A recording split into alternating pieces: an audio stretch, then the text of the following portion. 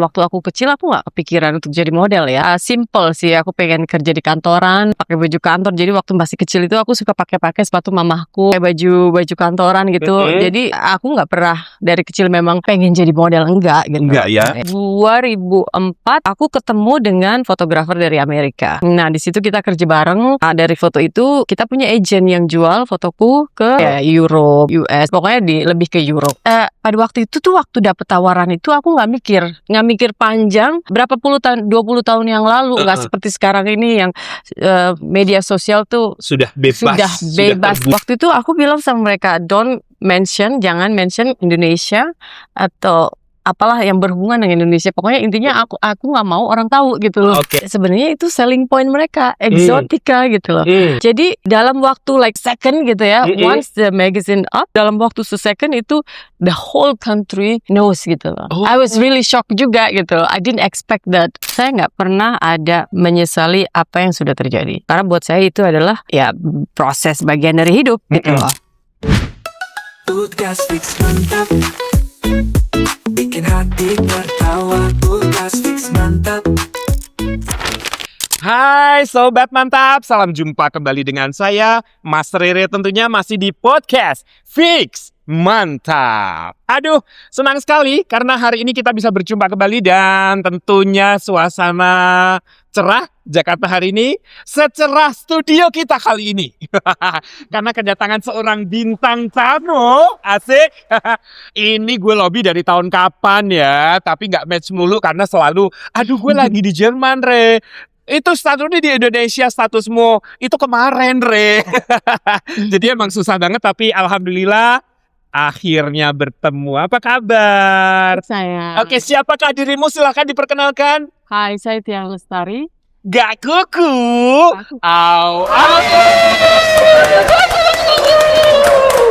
Hebat, kurang hebat.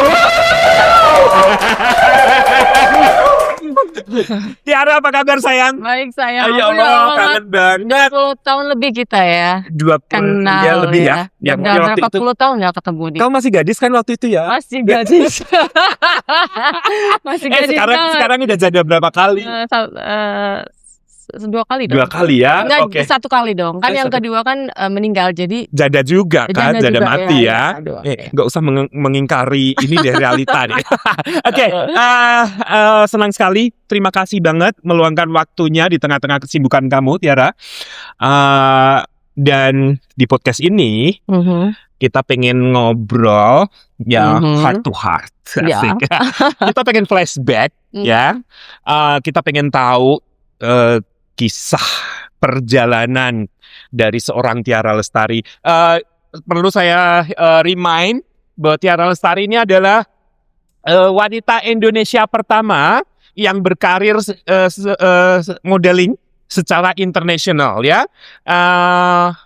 Untuk lebih jelasnya kita kulik langsung ke Tiara.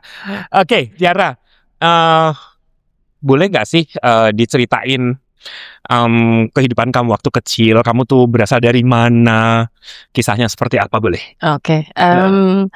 Ibuku dari Solo. Papaku dari Banjar, jadi aku asli 100% Jawa. Oke, Jawa Tulen ya? Jawa Tulen, 100% Jawa. Terus masa kecil saya sempat tinggal sama nenek sampai sampai masuk SD. Sampai SD? Ya, di Jawa. Nah setelah itu saya Solo, pindah. Ya? Setelah itu balik ke Jakarta, tinggal bareng sama mama papa. Oh, di Jakarta. Iya. Nah, itu sampai usia berapa tuh? Iya, sampai aku ke Singapura. Oh, oke. Untuk ikut modeling. Jadi kamu mengawali karirmu di Singapura atau di Indonesia? Di Indonesia. Jadi waktu itu 98 kalau nggak salah ya. Aku ikut cover girl majalah Aneka. 98 guys. Jadi di saat Jakarta gonjang-ganjing itu dia jadi cover girl ya.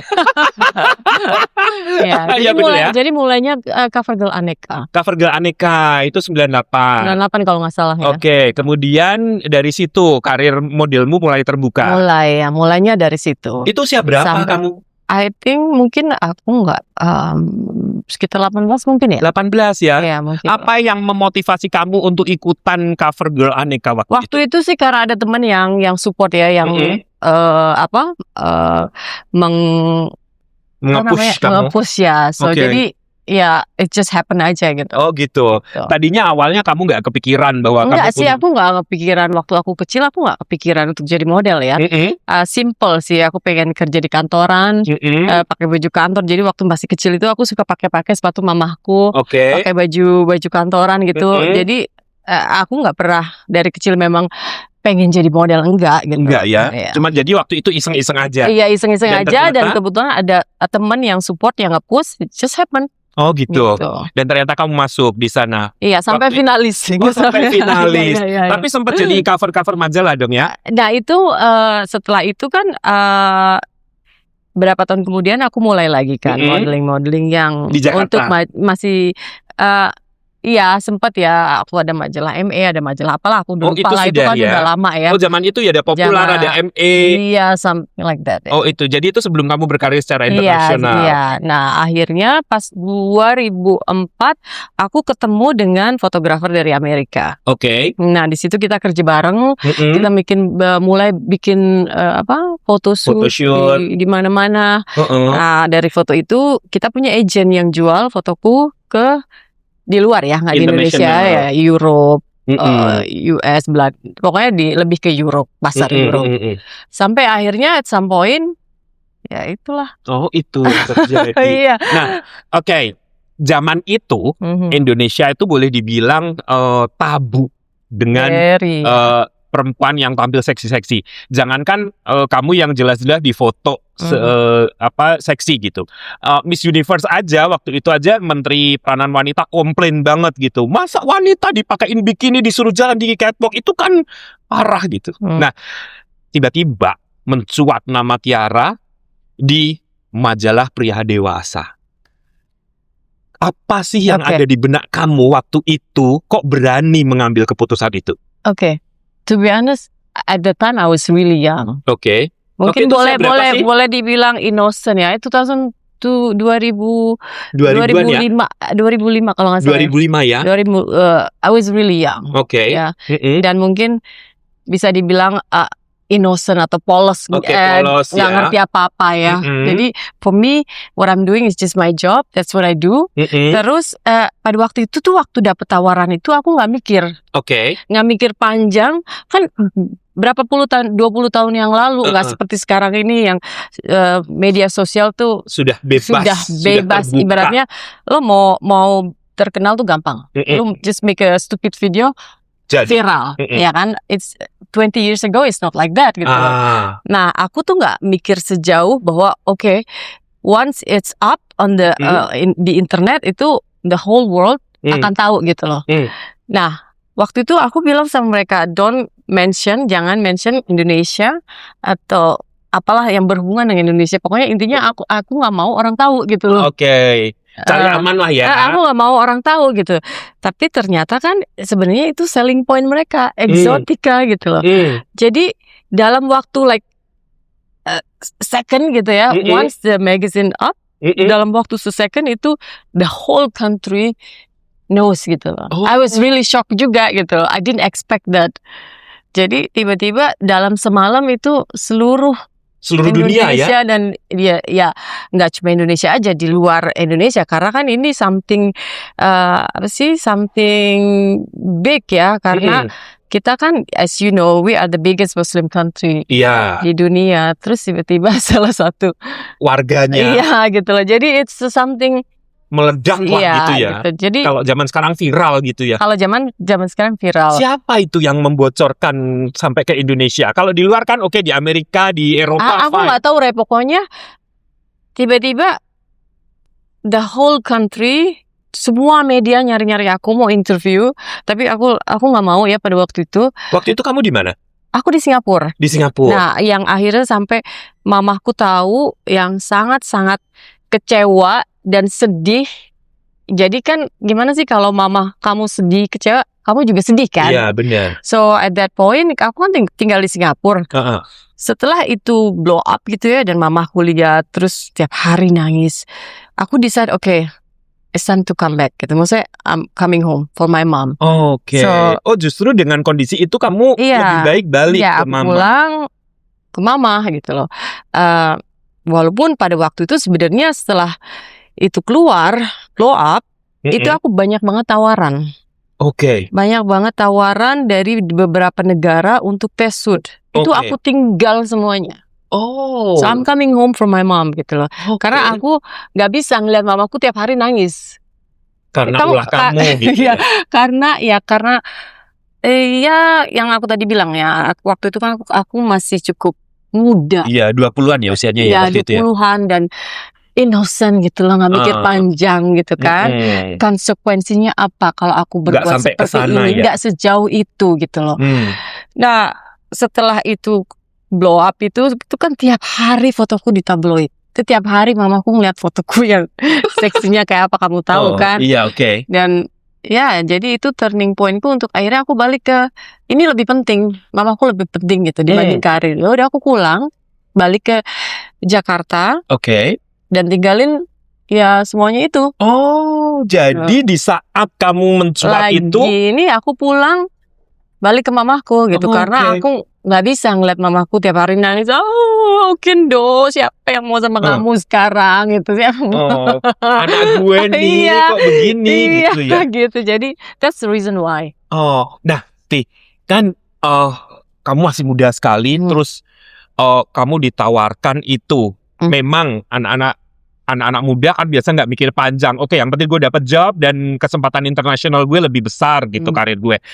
Perasaan lo waktu proses pemotretan itu seperti apa? Kan otomatis itu belum pernah kamu alami gitu kan.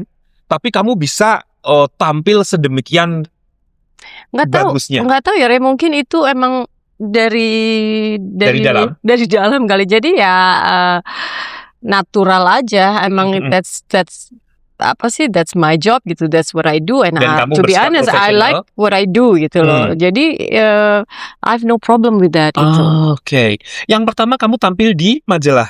Aduh, banyak di luar negeri. Di luar negeri semua ya. Nggak usah disebut ya. Pokoknya majalah-majalah besar gitu ya. Nah, situasi pemotretannya waktu itu semua di luar. Ya lebih banyak di luar, kayak di tempat ya nice resort atau nice hotel. Dan itu aku kalau foto tuh bisa sampai dari pagi sampai ke pagi karena I'm in the mood kan. Jadi itu non-stop. Aku cuma dikasih kopi. Jadi kalau udah di situ tuh aku nggak mau berhenti gitu loh.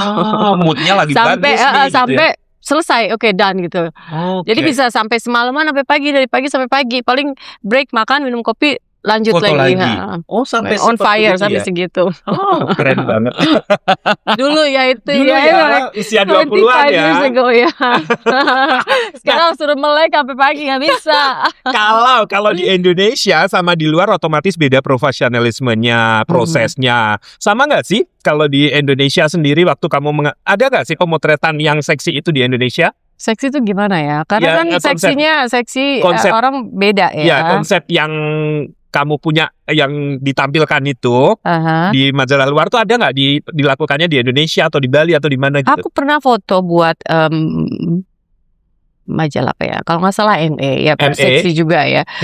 Waktu itu pemotretannya di Bali. Ya sama lah ya. Nggak beda jauh ya? Iya. Cuman edarannya yang berbeda ya. Terus begitu kamu boom di Eropa.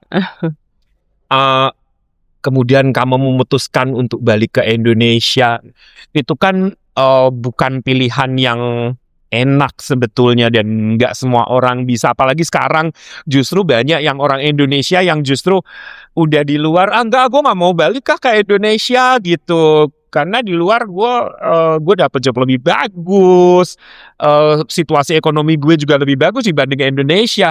Tapi kamu memutuskan di saat lagi happening di luar, kamu memutuskan balik ke Indonesia hanya gara-gara mama kamu. Sekarang nih, artinya setelah itu ada penyesalan nggak sih? Enggak, saya nggak pernah ada menyesali apa yang sudah terjadi. Karena buat saya itu adalah ya proses bagian dari hidup gitu loh. Tapi kehilangan kesempatan besar. Yes and no, karena kalau aku melihat, kalau aku pilih karir itu, ya mungkin sekarang aku nggak ada di posisi ini yang mempunyai 3 anak yang sangat beautiful 3 children, Oke. baik gitu. Jadi ya semua kan ada sacrifice, semua ada pilihan gitu loh. Oke. Dan pilihan kamu ternyata Ya tidak ini salah. iya. Oke. Nah, waktu kamu boom itu di Indonesia juga sampai kalau nggak salah waktu itu ada FPI segala ya, cari-cari kamu ya, atau mendemo kamu ya? Sebenarnya enggak, Reh. Oh enggak ya? Enggak ada ya FPI nyari-nyari aku. Oh enggak ada ya? Enggak ada. Nah itu kok di waktu itu di infotainment segala macam? Enggak ada. Oh, Itu itu dibuat kayaknya ya? itu yang aku tahu kan setelah kejadian Playboy itu kan Indonesia bikin Playboy kalau nggak salah ya. Aku nggak terlalu ngikutin, tapi nggak lama. Nah, yang aku tahu itu beberapa model yang dipakai Playboy Indonesia yang dipanggil kan. Kalau aku sama sekali nggak ada. Enggak ya, jadi justru kamu balik ke Indonesia fine aja ya. Oh, nah dan kamu berkarir di Indonesia? Sempet awal-awal, tapi ya again gitu ya. Mungkin jalanku seperti ini. Setelah 6 bulan itu aku ketemu yang kamu tahu seorang laki-laki, dan akhirnya memutuskan untuk menikah. Nah, ya kan? Itu juga dari pernikahan itu aku punya anak kan. Nah, aku orangnya all out. Oke. Photoshoot all out. No, I become a mother. I'm all out. Jadi setelah aku menikah dan setelah 6 bulan kemudian aku hamil, fokusku ya anak. Sehebat apa sih laki-laki itu sehingga membuat kamu melupakan karir kamu dan memutuskan untuk merawat anaknya? Apa yang menjadi daya tariknya? Ya, I was young. Sekali lagi kamu adalah anak muda yang polos ya. Ya itu pengalaman hidup ya. Ya, pas aku hamil dan ternyata aku punya anak pertama itu ya aku benar-benar totally fokus become a mother. Like I was breastfeeding for 2 years. I was ibaratnya aku ngurus anakku sendiri. Aku pun nggak pakai babysitter gitu. Sampai sekarang ya? Sampai sekarang anakku udah 3. Udah 3. Oh, jadi kamu urus sendiri, seorang international model ngurus anak gak pakai babysitter tapi di Indonesia. Padahal harusnya kalau di Indonesia babysitternya udah 4 gitu ya. Masalahnya I have a problem. Apa? Masalahku tuh aku susah percaya sama orang. Artinya apalagi kalau ini mengenai anak gitu. Aku tuh sampai masak aja aku masak sendiri karena aku nggak mau orang lain yang pegang gitu. Oh, I see. Se-concern itu ya. At least the first few months or the first 2 years. Karena kan aku breastfeeding anyhow. Jadi ya harus deket-deket aku terus kan. Kamu ASI eksklusif ya? Asli eksklusif 6 bulan. Setelah 6 bulan baru dikasih tambahan makanan. Itu kan salah satu aset kamu yang banyak dibicarakan orang tuh. Bahkan kamu jadi duta ya ASI ya? Duta ASI biasanya kalau ibu-ibu yang punya payudara bagus kemudian netein biasanya langsung rusak bentuknya. Kamu nggak takut itu kan aset kamu, bahkan jadi pusat perhatian semua orang waktu itu? Enggak ya? Kamu udah nggak pernah menyesal lagi ambil keputusan itu? Enggak. Nah, Nah, sampai sekarang pun aku nggak apa-apain, tetap begitu. Oh, tetap begitu, tetap bagus ya? Bukan tetap bagus, maksudnya nggak dirubah gitu loh. Oh, nggak dirubah. Dioperasi atau apa. Oh, masih original, organik ya, Bu. Ti, kan waktu itu kamu boom banget di Indonesia, bahkan di luar. Ada nggak sih hal-hal yang menyeramkan yang kamu alami di saat kamu populer luar biasa itu? Ya paling dulu kan aku punya blog ya, dan blogku lumayan banyak. Oh ya, zaman dulu blog ya, dulu belum ada sosmed. Jadi kita kalau pengen tahu tentang kehidupan artis, kita kunjungi blognya. Lumayan banyak followernya dari seluruh dunia. Ya paling ya komen-komen yang nggak enak. Tapi nyinyir lah ya. Iya. Tapi malahan kebanyakan dari Indonesia. Tapi buat aku sih nggak ada masalah ya. Nggak terlalu ngefek gitu buat aku. Nggak ambil pusing lah ya. Iya. Nah, sejak itu tawaran di Indonesia pasti banyak banget. Iya, tawaran sinetron banyak banget waktu itu ya awal-awal. Tapi memang aku nggak kepengen ke situ sih sebenarnya. Jadi ya banyak yang ditolak. Terus nggak lama kan juga aku menikah. Jadi ya udah menikah terus hamil, ya udah fokusku switch keluarga, menjadi ibu gitu, menjadi ibu yang baik, ngurus anak. Itu aja fokusnya pada waktu itu. Berapa lama kamu menjalani boleh dibilang hiatus dari dunia entertainment itu? Gimana? Sorry. Berapa lama kamu concern ke keluarga kamu? Ya sampai saat ini to be honest. Oke. Sampai saat ini. Sampai saat ini ya. Karena sekarang ini anakku udah 3 kan. Oh oke. Jadi waktu itu karena saya mau interview kamu, saya browsing, ada berita perceraian. Itu tahun berapa? Jadi saya menikah pertama itu 2006 kalau nggak salah ya. 2006 atau 2007 aku lupa exactly. Aku MC-nya loh ya. Iya. Karena menikah aku MC-nya loh. Dan gak ada yang tahu kan diam-diam ya. Iya diam-diam ya. Oke. Ya aku menikah terus pernikahanku berjalan 5 tahun. Dari 5 tahun ini aku punya anak perempuan. Kamu tahu Rania. Terus setelah itu divorce. I think after within 1 or 2 years aku remarried again sama orang Jerman. Dari ini aku dapat 2 anak laki-laki yang sekarang umur 11 sama 12. Tapi dari pernikahan ini pun ya again gak lama, cuma 5 tahun. Setelah itu suamiku meninggal. Nah since then ya udah I was on my own with my 3 kids. Terus aku pindah ke Jerman. 8 tahun di Jerman dengan 3 anak. Pada waktu itu pas suamiku meninggal itu. Meninggalnya di Jakarta ya? Di Jakarta. Meninggal di Jakarta, aku masih netein ya. Nah setelah suamiku meninggal. Masih ASI eksklusif ya? Enggak sih, udah enggak ASI. Masih netein tapi udah enggak eksklusif. Karena udah 1 tahun setengah bulan kan. Nah setelah suamiku meninggal, ya udah akhirnya I decided to move to Jerman. Munich. Nah, Munich ya? Ya udah 8 tahun saya di sana dengan 3 anak sendiri. Sendiri ya? Sendiri. Ya kadang ada adikku datang, kadang ada yang ngebantuin datang 3 bulan balik. Tapi mostly aku sendiri. Nah, 8 tahun di sana. Sejak 2 tahun terakhir ini aku balik ke Indonesia lagi. Oh sekarang balik ke Indonesia lagi. Kenapa memutuskan untuk pindah ke Jerman? Kenapa? Dulu. Kenapa? Ya karena dan suamimu meninggal di Jakarta. Ya benar. Jadi sebelum suamiku meninggal itu aku kan pindah ke Dubai. Pindah ke Dubai dengan planningnya tuh kita pindah di Dubai maksimum 5 tahun. Setelah itu kan pas anak masuk sekolah memang kita mau pindah ke Jerman. Waktu tapi anak sekolah. Iya, jadi kita pengen anak-anak kita sekolah di sana. Tapi ternyata cuma baru 3 bulan di Dubai, suamiku meninggal. Suami meninggal waktu liburan ke Indonesia. Waktu itu kenapa sih? Serangan jantung ya? Sudden aja, ya serangan jantung. Jadi lagi di hotel kan waktu itu? Iya, meninggalnya di hotel ya. Terus ya udah akhirnya ya aku stick to the plan. Gak mungkin dong aku tinggal di Dubai sendiri dengan 3 anak yang Dubai kan it's cuma persinggahan untuk sementara sama suamiku planningnya. Tapi setelah dia meninggal aku pikir ngapain aku di sini. Dubai is very expensive place kan. Aku single mom with 3 kids. I don't think it's a good idea. So akhirnya makanya aku decide langsung pindah ke Munich.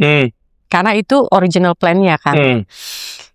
Gitu. Oh gitu. Nah, kamu kan pertama banyak mengorbankan karir kamu untuk suami dan keluarga. Tapi kemudian kamu mengalami kegagalan. Terus akhirnya kamu bertemu lagi dengan pujaan hati kamu. Baru istilahnya bahagianya tiba-tiba kamu kehilangan suami kamu. Apa yang kamu rasakan waktu itu? Pertanyaan kamu mungkin aku nangis. It's okay. Elva minta tisu dong sayang.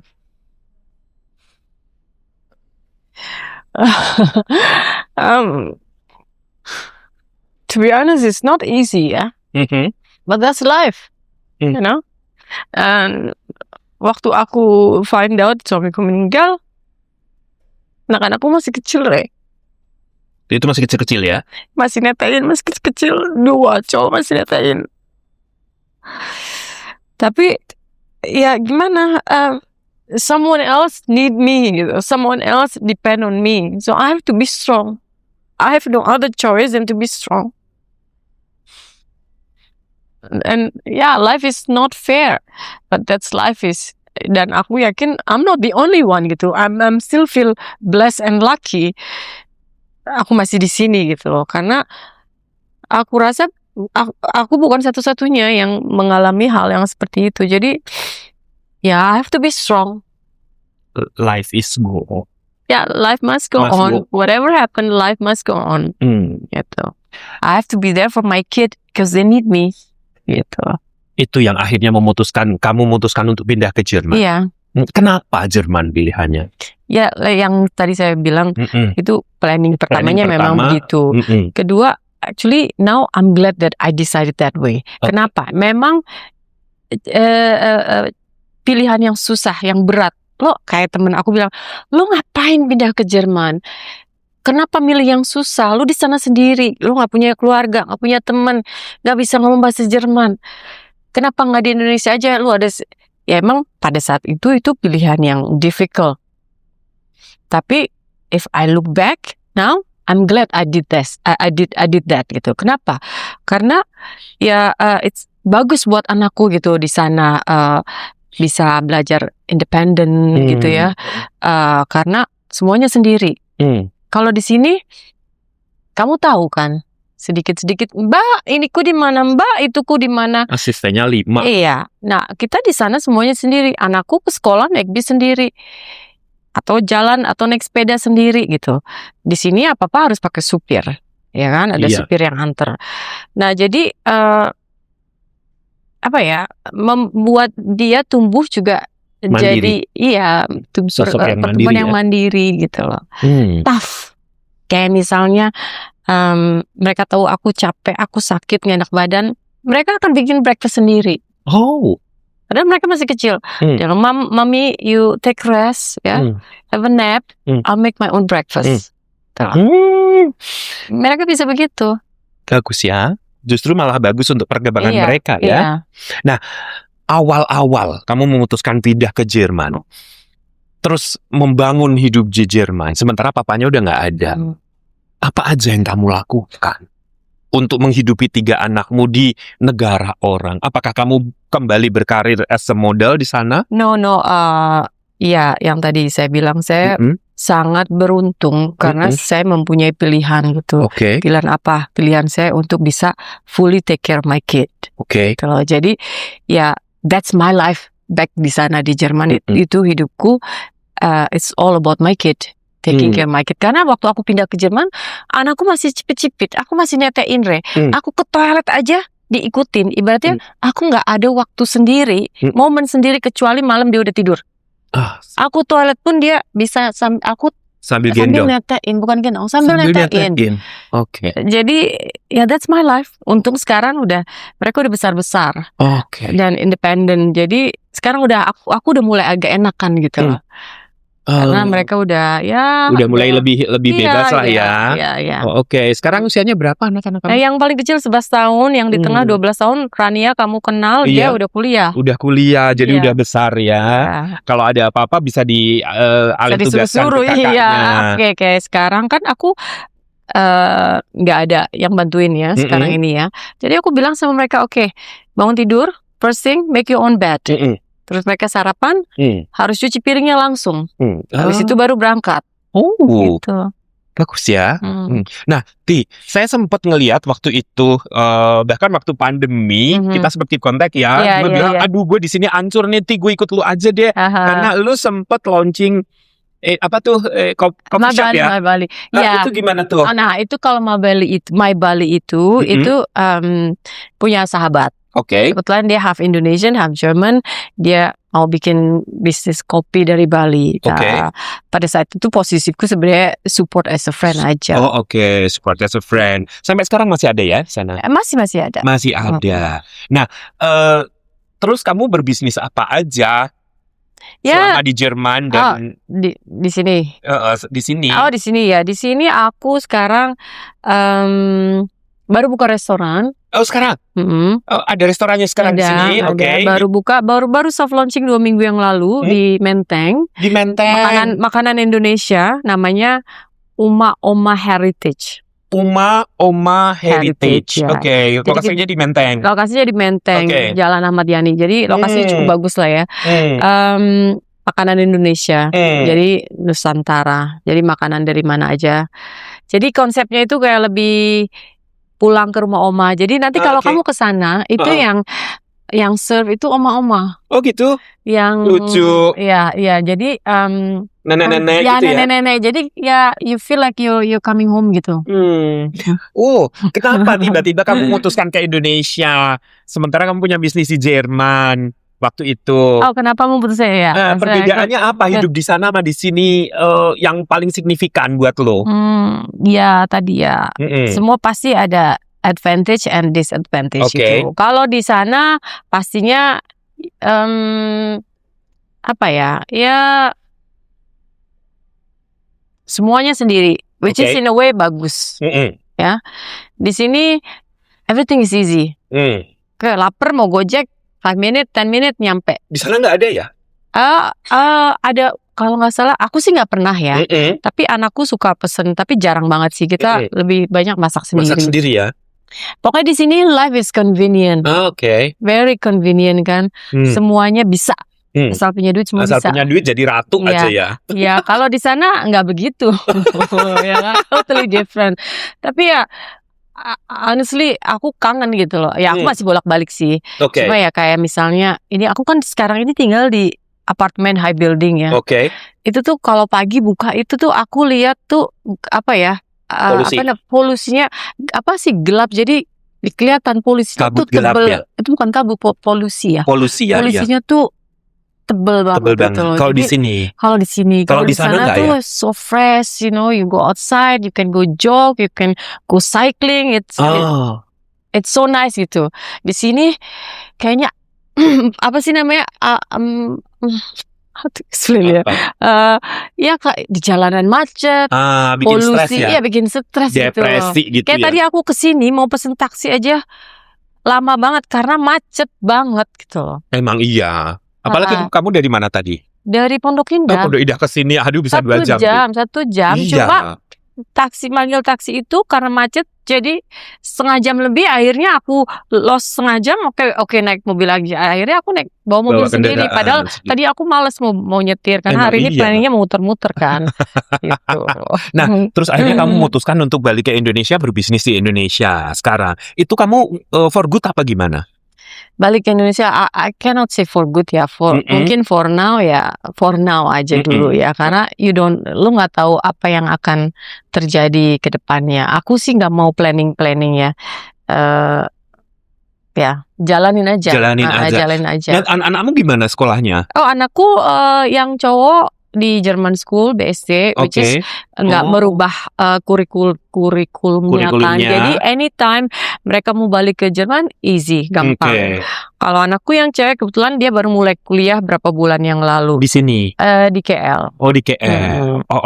Nah, balik lagi ke restoran. Kenapa pilih bisnis restoran? Kan kemarin-kemarin saya dengar ada gosip nih waktu itu dari teman saya. Tiara tuh sekarang berbisnis loh sama Mbak Fitri, Teru, yang rivalnya Nikita Mirzani segala macam. Itu bisnis apa? Itu gosip ya. Jadi emang benar. Fitri itu sahabatku. Udah lama. Boleh dibilang udah kayak sister lah ya. Jadi pas aku memutuskan aku balik ke Indonesia, aku bilang sama sahabatku. Mereka selalu bilang, whatever you decide, I will support. Ya salah satunya Fitri itu. Nah pas aku balik ke Jakarta awal-awal, memang aku ada ya ajak bikin project bareng. Which is perumahan, dia kan bikin perumahan itu tuh. Nah, properti ya. Nah aku diajak join gitu. Cuma berita yang beredar di luaran katanya aku ditipu itu nggak bener ya. Nggak bener, itu gosip. Kamu nggak ditipu? Enggak lah, nggak ada.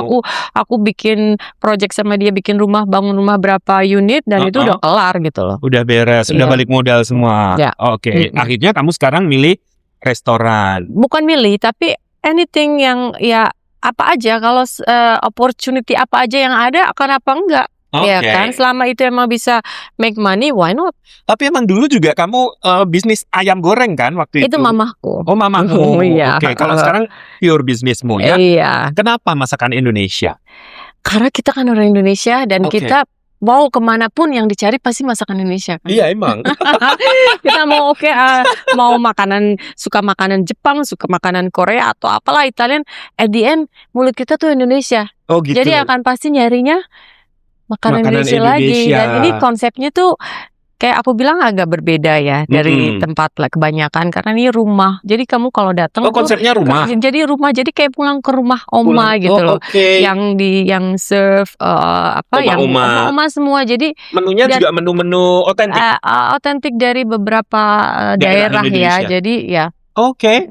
Penasaran deh pengen cobain apa aja sih? harus dicoba. Kalau menu favoritku ada cumi hitam sama ada tumis, sayur, kangkung apa gitu. Oke. Terus ada bebek, cabai hijau, ada banyak bener-bener masakan rumahan gitu bener, ya? jadi serasa di rumah. Oh. Iya. Ya? Itu sejak Jadi kapan? kayak pulang ke rumah oma. Sejak Ini kapan? baru soft launching 2 minggu yang lalu. 2 minggu yang lalu. Iya. Oke. Atensinya gimana masyarakat Jakarta? Alhamdulillah ya dari day one sampai sekarang itu tiap hari full. Ya. Aku Oke. mau datang mau bikin reserve aja full. Full Hari ya? ini aku tuh dari kemarin aku mau reserve tempat full. Jadi ya terlihat mudah-mudahan berjalan lancar. Kenapa kamu memilih konsepnya rumahan? Kan Ya, banyak tuh sekarang restoran-restoran yang menyajikan menu-menu fusion gitu, ya kan? Banyak digemari juga kawula muda. Kok kamu malah milih ke yang masakan-masakan rumahan yang otentik? Emang kenapa? Kamu kangen dengan masakan mamahmu? Ya sebenarnya the reason kenapa aku balik ke Indonesia itu karena to be honest aku kangen pengen deket orang-orang yang aku sayang ini, keluarga gitu loh. Ya salah satunya makanan juga kan karena di sana tuh especially di Munich ya nggak ada restoran Indonesia. Tapi jadi rasanya kalau mau makan Indonesia tuh benar-benar nggak ini ya. Ya harus balik ke Indonesia gitu. Oh gitu ya, nggak proper banget ya? Enggak, kalau ada pun rasanya nggak jelas ya. Oh gitu ya? Kalau aku mending masak sendiri ya? Ya masak sendiri gitu, biasanya aku nggak bisa masak banget masakan Indonesia. Jadi yang aku masak tiap hari ya paling pasta, steak, salad gitu-gitu aja. Gimana sih orang Indonesia nggak bisa masak sayur lodeh gitu nggak bisa? Bisa lah kalau dipaksain pasti bisa. Paling dadar telur, sambal terasi. Itu enak banget loh. Nah, ikan asin. Kangen nggak waktu di Jerman gitu? Kangen lah pastinya. Apalagi anakku kan suka makan Indonesia juga ya. Jadi kalau kita balik ke Jakarta, ke Indonesia tuh mereka happy banget. Emang di sana nggak ada kayak jengkol gitu susah dicari? Enggak, paling ya titip kalau ada temen yang datang itu udah mateng tinggal manasin. Biasa kalau temen datang itu bawain rendang, bawain jengkol, semur lah, apa segala macam ya. Itu tuh udah hadiah yang the best. Oh gitu ya. Jadi bawain oleh-oleh makanan. Terus disayang-sayang ya rendangnya ya. Aku sekarang kalau balik ke Jerman gitu ya. Aku bawain temanku makanan Indonesia macam-macam, dari bakso, dari ini. Itu aku bisa bawa 1 koper sendiri dan dia tuh happy banget. Oh gitu jadi ya? dimasukin, kulkasnya kan gede, masukin freezer tuh. Jadi lama buat stok, iya. Tinggal manasin. Oh begitu ya. Nah, kamu tadi bilang yang menyajikan adalah oma-oma. Berarti kamu merekrut oma-oma yang sudah pensiun. Benar, jadi jadi ya itu salah satu ini juga ya. Jadi pegawai yang di sana kebanyakan tuh oma-oma yang emang udah pensiun tapi masih mau kerja. Jadi kita menyediakan itu gitu loh. Jadi ada yang 60 ke atas, 70. Benar-benar oma-oma. Oh ya? Iya. Produktivitasnya gimana? Nah, itu yang aku bilang. Jadi banyak yang udah pensiun, udah tua, tapi sebenarnya masih produktif gitu loh. Jadi kita memberikan kesempatan itu untuk oma-oma yang memang masih produktif dan masih mau bekerja yang karena yang mereka masih membutuhkan uang gitu loh. Oke. Gitu. Bagus sekali. Ada beberapa yang di situ juga dulu kerjanya tuh di 5-star hotel, udah pensiun tapi masih produktif. Untuk juru masaknya. Iya, staff lah ya. Staff di situ. Jadi kita juga happy ya bisa berbuat untuk orang lain gitu, untuk mereka gitu. Karena apalagi di Indonesia ini kayaknya kalau udah 40 ke atas tuh kan dibilang usia non produktif. Beda kayak di Eropa kan. Benar, kalau di Eropa kan terserah mau sampai umur berapapun kerja, Masih kalau emang bisa. lu masih bisa produktif, go ahead gitu loh. Nah, itu kita memberikan kesempatan itu untuk yang memang sudah berusia tapi masih produktif dan mau bekerja lah ya. Nah, ada ini gak sih semacam kejadian unik atau lucu, karena kan saat ini kamu bergaul dengan atau bekerja bersama dengan oma-oma itu. Ada semacam kejadian-kejadian yang menyentuh atau ya lucu aja ya, karena kan itu kayak oma kita. Jadi kadang kita mau nyuruh tuh suka gak enak ya. Terus kadang lupa mbak, terus omanya oma, oke oma. Gitu jadi aja. suka dia, apalagi orang Jawa ya. Kan gak enak ya Kalau mau negur juga gak enak ya. Ngomongnya harus halus-halus ya.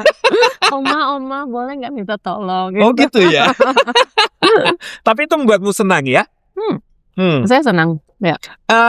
Apa ide yang mencetuskan ide itu, siapa sampai akhirnya kamu konsep ada tim, dan aku kan nggak satu-satunya, aku salah satu investornya gitu. Jadi kita punya tim yang manage itu. Oh gitu. Dan itu boleh dibilang untuk di Indonesia atau terutama di Jakarta sendiri, apakah itu baru pertama kali ya konsep itu? Kamu pernah dengar ada oma-oma di Blok M nggak? Itu viral banget. Iya. Nah, itu satu grup. Jadi ini yang pertama kan yang di Blok M ini kan modelnya kan ruko ya, berapa tingkat dan kecil gitu loh. Nah, banyak yang orang yang berumur tuh agak kesusahan untuk naik ke atas, tangganya kan begini. Makanya kita bikinlah yang kayak rumah yang cuma satu lantai gitu. Nah, harapan ke depanmu atas usaha ini, apakah ini membuat kamu akan stay di Indonesia selamanya for good? Harapannya ya mudah-mudahan lancar, semuanya sukses, berjalan seperti yang kita impikan. Gitu. Berarti ini salah satu misi kamu adalah memberdayakan para lansia. Itu salah satu ya. Oh gitu itu ya. Salah satunya ya. Oke, berarti nanti kalau saya sudah masuk usia pensiun juga bisa kerja di kamu ya? Masih lama kan. Masih berapa? 30 tahun lagi. 30 tahun. Emang Tiara sekarang usianya berapa sih? Aku 40-an lah. 40-an ya? Nih, gue lihat lo ya, dari face, dari postur, gak ada perubahan sama sekali. I mean, menua itu pasti gitu. Tapi kebetulan saya sering ketemu dengan teman-teman yang lain gitu ya. Ada aja yang berubah gitu. Tapi kamu enggak. Kamu kayaknya mempertahankan kecantikan kamu secara natural. Emang itu pilihan kamu? Atau kamu nggak ikutan tren yang... Aku nggak ngikutin tren. Emang pilihan kamu? Ya aku merasa nggak perlu aja. Oke. Gitu loh. Gitu. Aku tahu emang banyak teman-temanku di sekitar memutuskan untuk itu ya. Dan kalau itu membuat mereka happy ya why not. Tapi I don't need that gitu loh. Buat aku... emang appearance penting, tapi itu bukan segalanya. Yang penting buat aku dalamnya dulu yang dibenerin.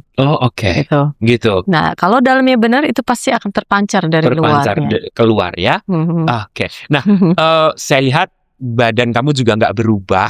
Padahal boleh dibilang melewati hampir 25 tahun ke depan gitu. Biasa. Nggak usah jauh gue aja deh. 20 tahun yang lalu badan saya bagus gitu. Sekarang haduh gitu. Dulu badanku juga pernah bagus ya. Sementara badanmu dari dulu sampai sekarang nggak berubah.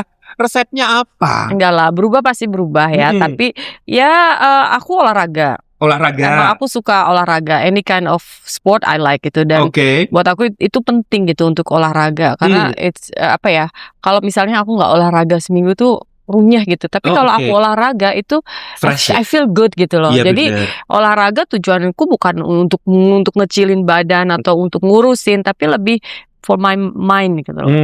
Sehat jiwa raga gitu ya. Benar. Jadi olahraga, aku nge-gym, angkat beban, aku tenis, aku jogging, anything. Oh, itu pasti kamu lakukan tiap hari ya. Iya. Jaga pola makan. Kalau diet aku enggak. Nggak ada ya? Diet dulu waktu zaman jadi model aku harus diet ya. Tapi aku mungkin lebih balance aja ya, Re. Lebih balance. Diet aku nggak bisa diet karena I love food. Aku suka makan. Makan apapun itu. Jadi buat aku yang penting adalah balance aja. Balance aja. Too much is not good, less is not good. Jadi balance aja. Dan diimbangi dengan olahraga. Makanan balance itu seberapa? Kan apalagi kalau saya ketemu ikan peda itu kan enak banget ya, gitu. Ikan peda. Ya mana mungkin saya bisa menjaga balance makanan ini. Seperti apa sih makan yang balance itu? Balance buat aku is a little bit of everything. Oke. Gitu. Oh gitu ya. Jadi dikit-dikit aja, Re. Makan apa aja tapi dikit aja gitu ya. Itu yang balance buat kamu. Oke, Ti, aku senang sekali ngobrol sama kamu hari ini ya. Sebelum aku menuju ke segmen berikutnya, asik loh ngobrol sama kamu dari perjalanan awal sampai akhirnya semua diobrolin ya, ngalor ngidul. Kan kita udah lama gak ketemu kan, dan susah banget ya nyari kamu. Karena kamu kadang hilang. Terakhir kamu katanya pacaran sama orang UK, nggak jadi? Hah? Waktu itu kamu bilang, gue punya pacar orang UK atau orang mana? Larang. Kenapa gak dijadiin sih? Lebih masih asik sendiri sampai sekarang. Iya, belum ketemu yang pas aja, Re. Belum ketemu yang pas. Sih, aku kan sejak suamiku meninggal emang aku belum remarried lagi. Oh gitu. Ya ada lah momen-momen merasa kesepian. Tapi untung aku sibuk gitu. Maksudnya aku punya anak 3, jadi nggak terlalu aku harus nikah. Nggak ada. Enggak ada. Terus yang sama UK itu nggak jadi? Nggak ada. Oh nggak ada ya? UK dari mana, ngarang? Nggak kepancing guys. Maksud gue pengen mancing. Jadi pengusaha yang dari Inggris tuh nggak jadi? Enggak lah. Oh enggak ya. Oke, Ti, sebelum aku melanjut ke segmen berikutnya, aku pengen kira-kira tips dari Tiara Lestari untuk hidup sehat dan bahagia itu seperti apa, dan pesan-pesan apa yang ingin disampaikan ke Sobat Mantap. Sekarang nih? Iya dong, masa besok? Lu udah gak di sini. Apa tips apa? Ya, tips-tipsnya untuk hidup bahagia dan sejahtera ala Tiara. Sehat. Bahagia. Aku nanya Riri dulu deh, gimana hidup tips hidup bahagia ala Riri. Bahagia kalau ala Riri ya, diet banyak, bisa jalan kemana aja, bisa ibadah full time. Itu udah kebahagiaan yang luar biasa. Ya mungkin lebih bersyukur. Dan bahagia buat aku adalah having 3 beautiful, healthy children. It's happiness for me. Having the freedom, kayak I can go, let's say, aku bisa tenis, bisa nge-gym. Itu buat aku is simple happiness. Itu kebahagiaan luar simple. biasa. My happiness is very simple. Gue bisa nge-gym, gue bisa spending time sama anak-anak gue happy, anak-anak gue sehat. Itu udah, it's everything to me. Gitu ya. Oke, sekarang saya mau main-main sama kamu, Ti. Ada sambung kata. Kamu nggak boleh ngintip. Boleh ngintip. Iya, apaan sih? Oke. Nah, aku punya permainan ini sambung kata. Kalau aku menyebut satu kata, kamu harus menyambungkan dengan satu kata yang ada di benak kamu. Yang nanti kita baru jabarkan, ya. Oke. Kalau saya bilang waktu, tempat, emas, logam mulia, satu kata ya. Api, bara, laci, kunci, buang, apa? Buang, simpen. Oke. Ibu, bapak, bahagia, damai. Oke. Waktu tadi kamu bilang apa? Lupa. Tadi waktu apa bilangnya? Tempat. Kenapa? Waktu apa hubungannya dengan tempat? Spontan aja asal. Jadi dipersilahkan, waktu dan tempat dipersilahkan. MC kali Just spontan aja. Just spontan aja. Emas tadi kamu bilang logam mulia, bukan aset ya. Iya ya, harusnya aset ya. Aset ya. Sekarang waktunya yang bagus untuk menyimpan emas banyak-banyak. Karena kenaikannya signifikan. Gila ya. Parah. Koleksi emasmu pasti udah banyak ya. Udah habis. Buat investasi yang sekarang ya. Kalau tadi bilang api, bilangnya tadi apa tadi? Bara. Bara ya, bara api dalam hidupmu. Kamu emang membara. Penuh bara Penuh api bara ya. api ya. Ya. Kamu menyulutnya dengan bara api sih, sehingga kehidupanmu bagaikan bara api. Ya, panas membakar di Nikmatin mana-mana. aja. Dinikmati ya. Mm-mm. Oke, kalau laci tadi bilangnya Kunci. kunci. Kamu suka menyimpan kunci di dalam laci? Masalahnya selalu lupa naruhnya di mana. Mak biasa ya. Nanti paling heboh kalau kuncinya nggak tahu lupa di Entah mana. kunci mobil, kunci rumah. Udah suka bingung ya. Oke, tadi buang. Tadi bilangnya apa? Tadi buang Lupa. bilangnya apa? Simpan. Apanya kalau dibuang harus disimpan?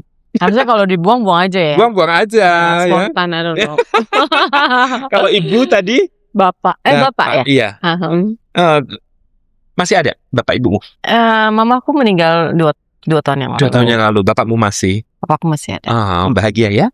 Ada kerinduan tertentu saat-saat tertentu dengan mama? Pastilah. Oh iya ya. Itu Momen alasannya. saat apa?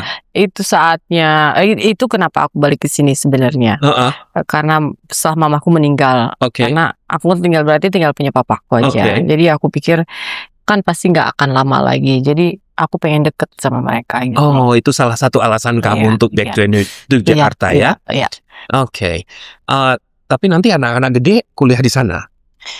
Ya, probably yes. Probably yes ya. Karena kan pasti di sana lebih bagus ya. Oke. Bahagia tadi kamu bilang apa tadi?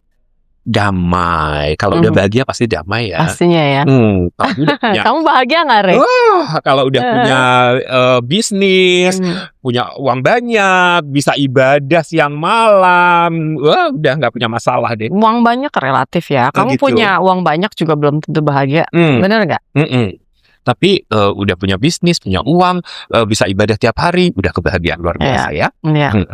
Oke lah, nggak punya uang tapi punya bisnis, bakal datang uang. Iya. Bener kan? Bener. Oke. Nah, thank you loh.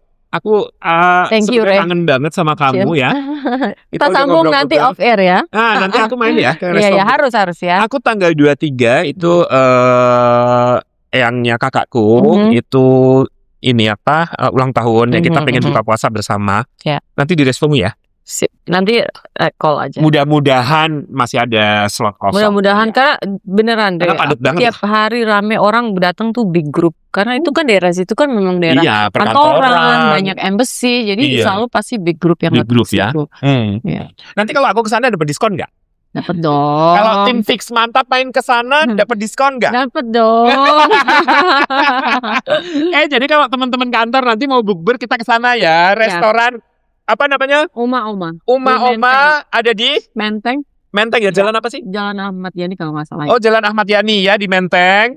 Itu kapasitasnya berapa ribu orang?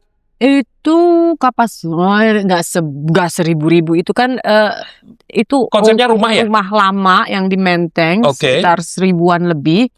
Mungkin kapasitasnya ya karena 200, itu kan 300 bisa lah ya. Enggak, Re, karena itu kan bentuknya kayak rumah tahu kan. Jadi skat gitu kan. Jadi kapasitasnya nggak sampai ribuan. Oh, ratusan lah ya. Ya, ratusan. Oh, oke. So, bukanya tiap hari? Tiap hari dari pagi sampai malam. Sampai malam ya. Oke, tapi kalau mau main ke sana harus reserve dulu ya. Harus jauh-jauh hari ya karena full terus. Apalagi kalau mau dapat diskon ngantri. Oke, Ti. Thank you banget ya. Sudah saya nanti kita datang ke sini lagi ya. Banget kita. Nanti aku main-main ke restomu ya. Kita ngobrol-ngobrol. Kamu masih tinggal di apartemen yang dulu? Masih sama yang dulu ya. Oke, nanti gue main ke sana. Oke. Minum dulu. Tos dulu yuk, Ti. Kamu nggak boleh ngintip. Oke, nggak boleh. Iya, dia suka ngintip ya orangnya ya, kepo. Nah, Ti, tadi kan kita ngobrol ya, udah panjang lebar dari pertama kamu berkarir as a model, kemudian memutuskan untuk menjadi ibu. Iya, menjadi ibu rumah tangga, jadi icon apa tadi? Breastfeeding ya. Jadi sebagai duta ibu menyusui ya. Benar. Kemudian juga punya bisnis. Nah, kalau misalkan ini aku bertanya ke Tiara ini paling nyaman disebut sebagai apa? Model kah? Atau selebriti kah? atau businesswoman kah, atau ibu rumah tangga kah? Maybe as a mother. I'm proud to be a mother. Okay. / businesswoman. Oke. Fix, mantap. Seorang Tiara Lestari adalah seorang ibu dan bangga menjadi seorang ibu dan sekaligus punya bisnis untuk membangun keluarganya. Betul. Gitu ya. Oke. Sobat Mantap, itu dia ngobrol kita bareng mantan model, supermodel Tiara Lestari. Dan kita berharap obrolan kita hari ini memberikan inspirasi positif dan juga tentunya inspirasi yang bisa membuat pelajaran untuk hidup kita nanti. Oke, saya Mas Rere dan teman saya Lestari. nggak kuku. Au au.